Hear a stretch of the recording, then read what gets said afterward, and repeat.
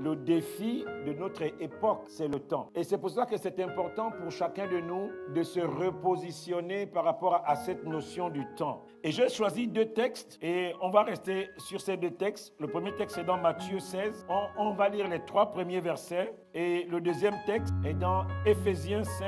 On va lire 2 versets qui commencent à partir du verset 16 au verset 17. Le Seigneur nous parle de 2 types de temps dans cette idée de racheter le temps. Le premier type de temps dont il nous parle, c'est celui que l'on voit dans Matthieu. Ce temps qui est traduit par la succession des événements, la succession des phénomènes, les changements, les mouvements et l'impact que cela véhicule dans notre esprit.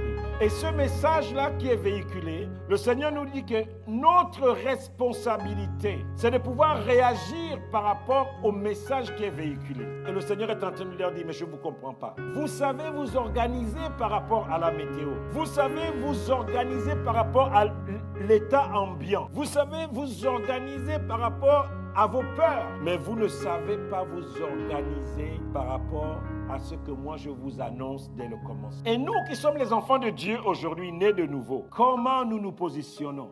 Est-ce qu'on continue de jouer avec notre engagement vis-à-vis du Seigneur? Est-ce que nous continuons de dire, bon, ce que je dois faire là, ça peut attendre? Est-ce qu'on continue de vivre pareillement? Non, ce que le Seigneur veut nous dire ce matin, bien-aimés, dans les temps par lesquels nous passons, c'est le moment pour nous de réviser nos vies. C'est le temps pour nous de nous repositionner dans une optique nouvelle. Qu'est-ce qui doit avoir la première place? Dans quoi on doit s'investir? Dans les temps où nous sommes. Vous savez, quelquefois, le Seigneur nous dit quelque chose. Nous avons une pensée dans notre cœur. Le Seigneur veut qu'on puisse ranger un domaine de notre vie. Mais comme on n'est pas prêt, on va poser des conditions au Seigneur. Je veux une révélation. Je veux que tu me parles. Mais au fond de nous, quand on rentre au fond de nous, on sait ce que Dieu nous demande de déplacer. Mais on a besoin d'une révélation particulière. Le Seigneur, lorsque vous lisez ce texte, il va leur dire que vous n'aurez plus de signes. Parce que les conditions sont là. Les conditions sont réunies pour que le Seigneur prenne la première place dans nos vies. Deuxième type de temps dont le Seigneur parle. Et ce temps, nous le voyons dans Éphésiens 5, 6. Il s'agit du temps qui passe, le temps chronos, le temps qui nous permet de mesurer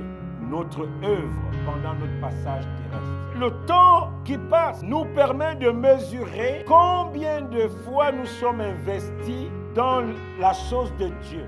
Le premier temps qui définit la saison va travailler sur notre mentalité, va nous amener à nous repositionner différemment. Nous savons ce qui est bien, ce qui est mauvais, ce que Dieu aime, ce que Dieu n'aime pas, ce que Dieu attend de nous. Maintenant que nous savons cela, nous devons rentrer dans le temps chronos. Ça veut dire que nous devons maintenant nous repositionner par rapport à la répartition de notre temps. Quelle est la place que nous donnons à Dieu? Comment nous nous investissons aujourd'hui? Comment tu gères ton temps qui passe? Et le problème que nous avons aujourd'hui, l'Église, dans tous les domaines de notre vie, quelqu'un sait que ses résultats ne sont pas suffisants. Il ne va pas se former pour s'améliorer. Quelqu'un sait que sa vie de prière n'est pas suffisante. Il ne va pas chercher à avoir plus de temps dans la prière. Il ne va pas dégager du temps pour lire la parole de Dieu davantage. Et c'est ce que le Seigneur reproche. Le Seigneur ne nous reproche pas le fait que nous ne savons pas les temps par lesquels nous passons, mais comment nous nous positionnons. Comment tu gères le temps qui passe?